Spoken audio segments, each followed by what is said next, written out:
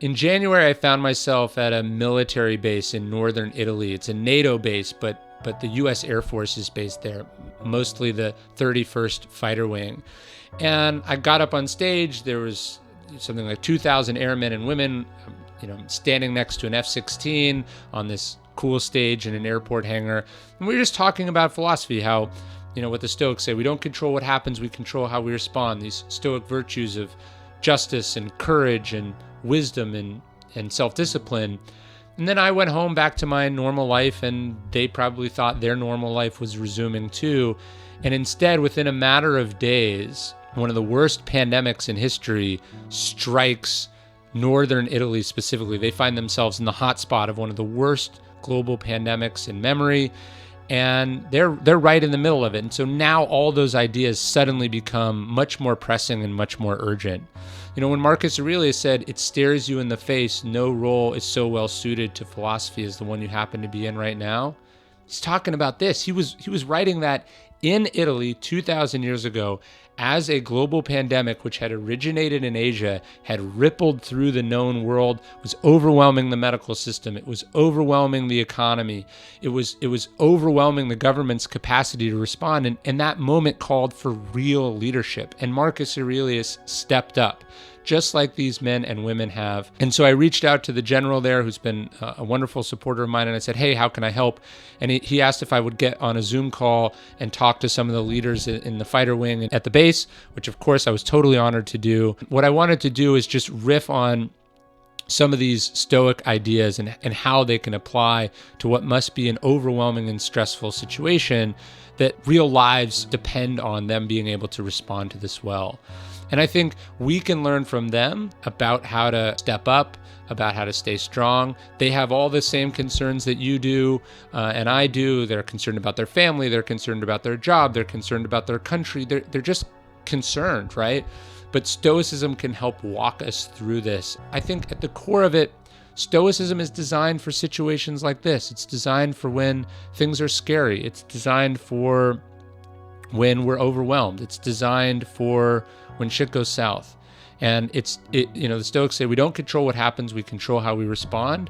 And most of all, they say that even though things are not going to go the way we want them to go, they're not going to go as planned, that still presents an opportunity for us to rise to the occasion, right? The obstacles the way means that everything is an opportunity for excellence. And I think we've seen some real excellence from our armed forces. And so we can teach them, they can teach us. But mostly, I think we can all learn that this is not a drill, and this is what philosophy is for.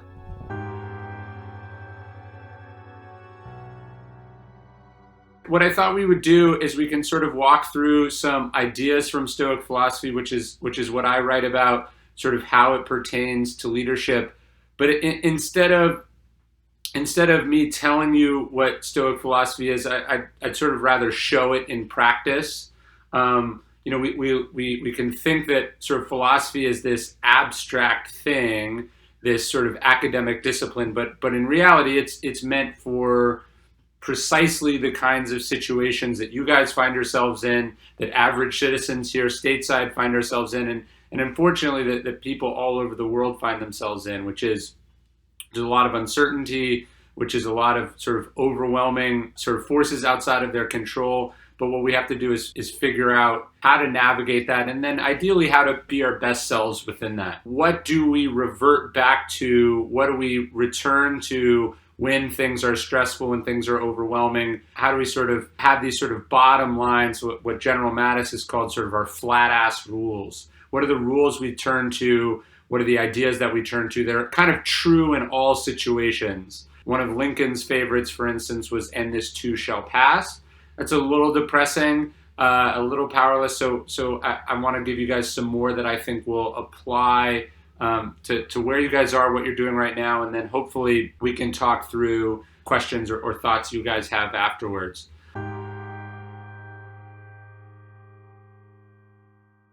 So the first one from Stoic philosophy, I think the most central of them, is basically this. It's we don't control what happens, but we always control how we respond. And Epictetus, one of the most interesting Stoics, he's born into slavery. He spends 30 years as a slave owned by someone who was high up in Nero's administration. Epictetus happens to be James Stockdale's favorite philosopher. Actually, as he's parachuting into Vietnam, he says to himself, I'm entering the world of Epictetus. But Epictetus's first thing, he said the chief, most important task in life for a philosopher or a person or a soldier is that we have to separate things into two categories, what's up to us and what's not up to us. And he says, where is there good and evil? I think what he means is where is positive or negative? It's in my choices. And so in some respects, this idea is sort of accepting a radical amount of powerlessness, that huge swaths of what's happened are outside of our control, but what we embrace is what we do with this reality. Karl Mallantes wrote a beautiful sort of haunting novel about his experiences in Vietnam. And there's a phrase in that book, it appears something like 40 times. And the phrase is, there it is. And I think that's kind of a beautiful expression if you think about it. Life is, there it is. Mallantes didn't ask to get drafted. He didn't ask to get sent to Vietnam. Nobody asked to be in the middle of a pandemic. Nobody asked to find out that their spouse was cheating on them. Nobody asked to get cancer. Nobody asked for most of what happens in life. In fact, we've often, if we did ask, we would have asked for the opposite of whatever this is, whatever's in front of us. Certainly, I didn't ask to be locked down in my house. I didn't ask for, large swaths of my business to be shut down. I didn't ask, not to be able to see you guys in person, but to do this remotely. But there it is, right? That's the reality. And so if you think about the plane that most people exist on, it's that they spend a lot of time fighting what there it is, right? We're fighting reality. We're arguing with reality. We're denying reality. We're looking to place blame for reality. Basically, we're sort of stuck in the distant or the recent past. And we're not even thinking about the future, which can kind of be its own, set of things outside of our control. But the cost of this is the present, right? The cost of this, the expense there is what you can do in the moment right now.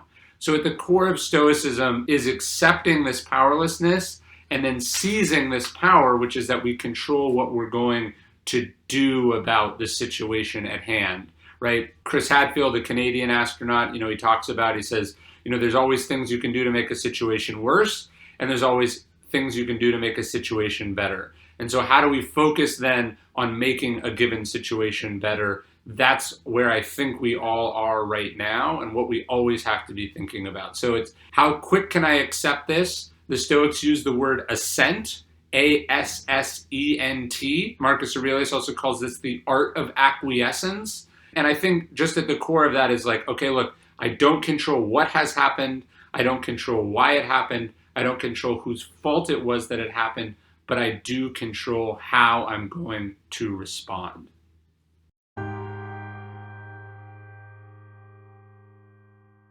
The next one comes, and I think is embodied by a sort of a pantheon of Stoic leaders.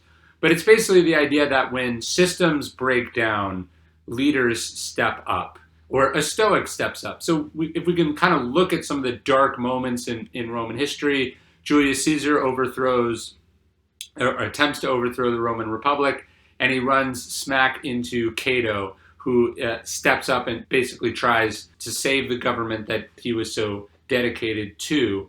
We go back even further. Marcus Aurelius didn't ask to be the emperor of Rome. He was a bright kid, a promising kid. His father was not emperor, but he was chosen by the Emperor Hadrian to inherit the throne. He's adopted. Marcus probably would have rather been a philosopher or just about anything but to hold the command at this level. And there it is. It fell in his lap. And on top of that falling in his lap, shortly after he takes over power, what we now know as the Antonine Plague hits Rome.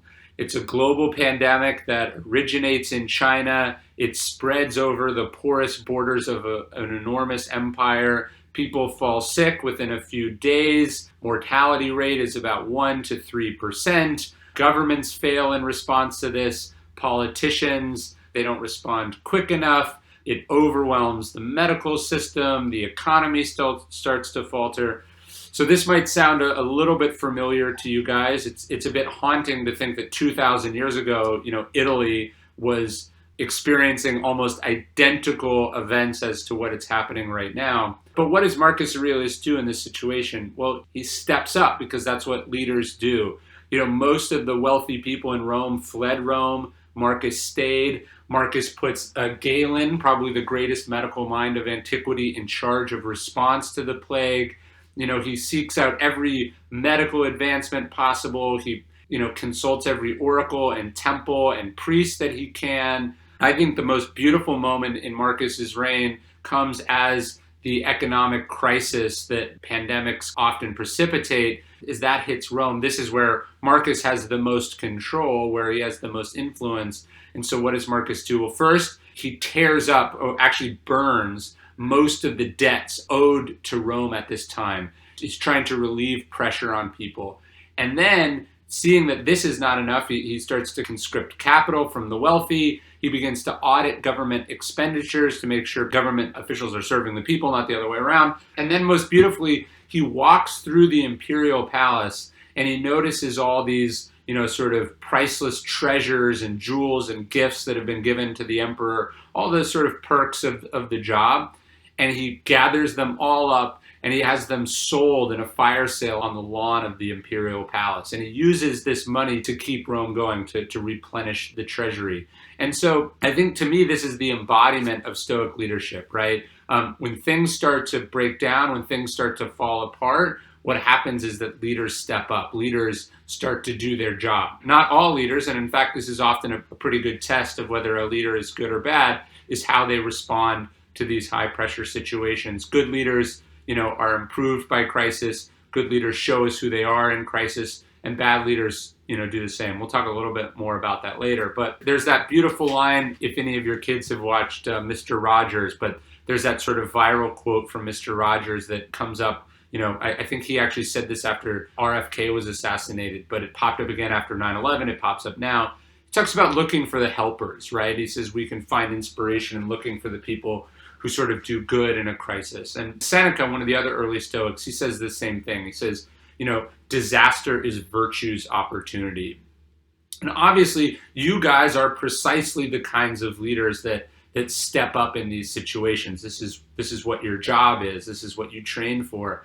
But I can imagine even inside, at the base, inside your teams, you can see what kind of leaders you have, which leaders step up, which leaders don't step up, which, as Churchill talks about, sort of the finest hour. Is this going to be the finest hour for you, or is it not, right? Is this going to be an opportunity that makes you better? Is this going to be something that you use that improves you? That's the question, I think, here. And so what happens is that a Stoic steps up. Marcus Aurelius talks about, it's one of the more beautiful lines in Meditations. He writes this to himself: as there's a plague, as there's wars on the foreign border, as all sorts of everything that can go wrong is going wrong. And he says, no, it's not unfortunate that this happened. He says, it's fortunate that it happened to me, because not everyone would be able to handle it like I'm handling it. Not everyone would be able to deal with this. And so again, it's not what happens, it's how we respond. And when these things happen, how do we respond well? How do we step up? How do we meet the needs of other people? That's ultimately, to me, the finest definition of leadership. And we see this throughout American history. Washington steps up in the Revolution. FDR, steps up during the Great Depression. Truman suddenly finds the presidency foisted upon him, steps up in some of the greatest turning points in American history. Leaders have stepped up, and they've stepped up at all levels. It's not just presidents, it's not just emperors, but people who have jobs step up and do those jobs when we need them done the most and the stakes are the highest.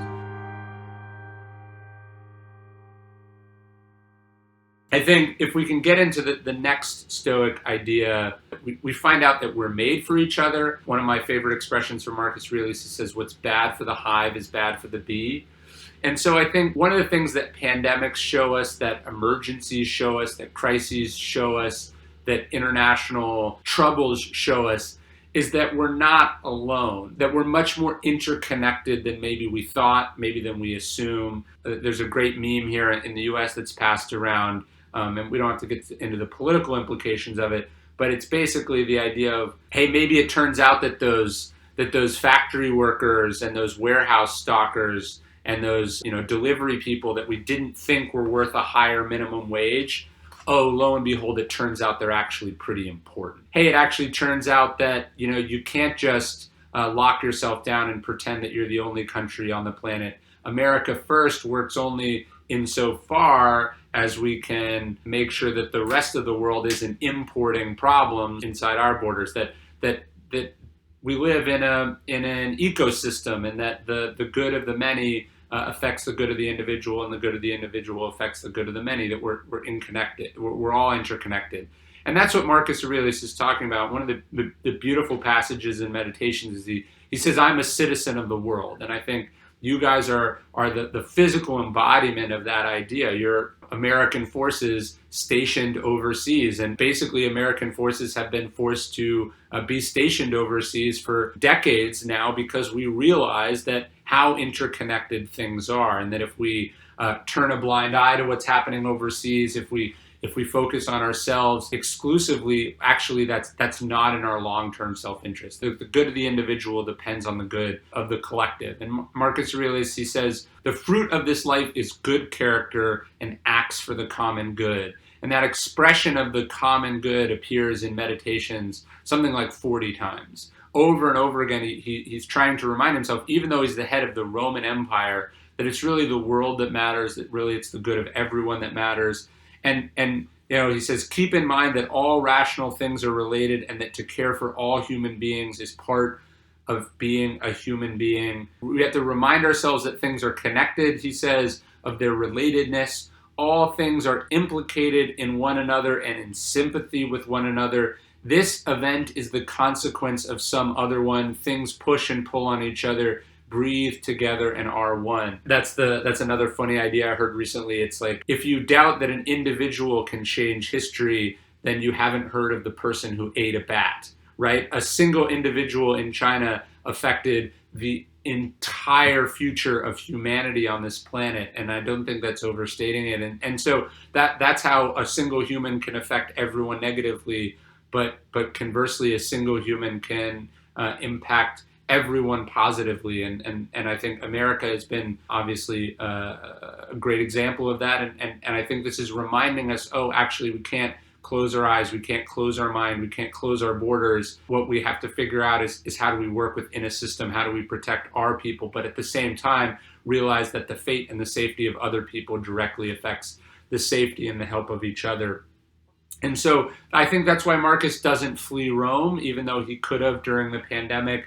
That's why ultimately, he sacrifices so much. He realizes that it's in sacrificing ourselves that we serve humanity, which is really our job on this planet.